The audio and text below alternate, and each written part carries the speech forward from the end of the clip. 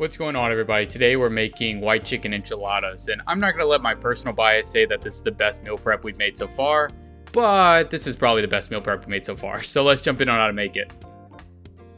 First thing we'll do is get some chicken cooking. What I have here is 945 grams of chicken breast, which I'm just going to add to an oiled skillet set over medium-high heat. You can season with whatever you prefer, but I'm going to go in with 1 teaspoon of salt, 1 teaspoon of black pepper, half a teaspoon of ground coriander, then half a teaspoon of ground cumin. All of this is going to be straightforward. We've done it a number of times. We'll let the chicken cook for a minute or two until we get some color, and once we're there, we'll give it a flip and season the other side with the same thing. 1 teaspoon of salt, 1 teaspoon of black pepper, half a teaspoon of ground coriander, and then half a teaspoon of ground cumin. And now we'll let the chicken cook until the other side gets some color as well, and once we're there, you can finish it in the pan if you wanted, but to speed things up, I'm going to add in 50 grams of chicken stock, which will help remove some of the fond off the bottom of that pan and help it steam. And then I'm going to toss it in a 450-degree oven until the chicken reaches about 160 or so. I want to take it out a little earlier than 165, just because we have some cooking left to do, which will involve the chicken. Now we can get on with our sauces. The first thing I want to make here is our cream cheese mix for our chicken. We'll go in with, obviously, whipped cream cheese, for which I'm using 100 grams. Then I'm going to toss in 1 can or 4 ounces of diced green chilies, about 4 tablespoons or 5 or so of chopped cilantro, the juice of 1 lime, about 1 teaspoon of salt, 1 teaspoon of ground coriander, and then 1 teaspoon of ground cumin. Now we'll simply give this a good mix and then set it off to the side until our chicken is finished cooking. We're not done yet with the sauces. The next thing we'll make is our enchilada sauce. And this is actually going to be the same sauce we made for the Chipotle chicken fajitas, which you should check out. We made a few weeks ago. We'll add 100 grams of light sour cream, 75 grams of Tomatillo salsa, for which I'm using a family recipe, sorry guys, the juice of 1 lime, and then a pinch of salt to finish this off.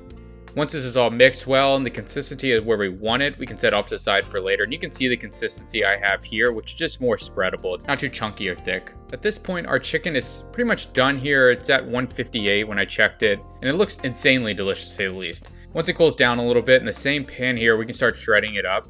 And just shred it to the consistency you want. It doesn't have to be super fine, but you definitely don't want to be cutting into one big chunk of chicken in your enchilada. So somewhere in between those two states is good. Now once this is where we like it, we'll then transfer the shredded chicken to our cream cheese mix.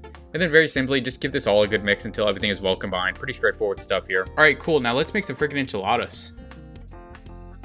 I've got these flour tortillas from the Tortilla Factory brand, which makes tortillas with slightly better macros. You should be able to find them online. We find them at Sprouts, but they're probably available at other grocery stores as well. I'm simply going to take one, add a pinch of filling here, and then roll it up and place it in an oiled baking tray. You definitely want to add some oil so the tortillas don't stick. We'll keep doing this until all the baking tray is filled up. For me, I got to roughly 11 tortillas or so here. It just depends on how much filling you put into the tortilla, so anywhere from 9 to 11 is probably good. Next thing we'll quickly add is our sauce from earlier. Just spread this out evenly over the top of the tortillas, make sure all those crevices get filled.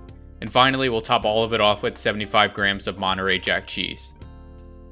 Now we'll place this in a 450-degree oven for about 5 to 10 minutes until the cheese gets nice and melty. I ended up broiling mine for about 30 seconds to a minute to get some caramelized texture on that cheese, which you don't have to, it's totally optional, but it makes them look really good. I mean, just look at those things. But anyways, prepping stage could not be more simple. We're gonna simply take enchiladas from the baking tray and add it to our containers. Very complex, I know.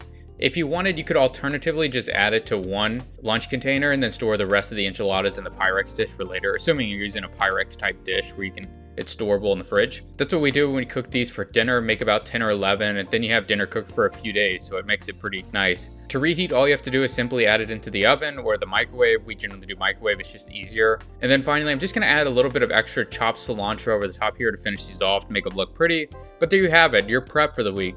And I promise you these enchiladas will not disappoint. Here's the recipe and ingredient list for the enchiladas, all of which can be found on our website and in the description below. And you can check out the other enchilada recipe too. I would recommend it, which you can easily make for lunch as well. We ended up making it for dinner, but they work for both meals. Anyways, please like and subscribe if you enjoyed this video, or comment if you have a specific recipe request. We're always open to making whatever you guys want. See you next time.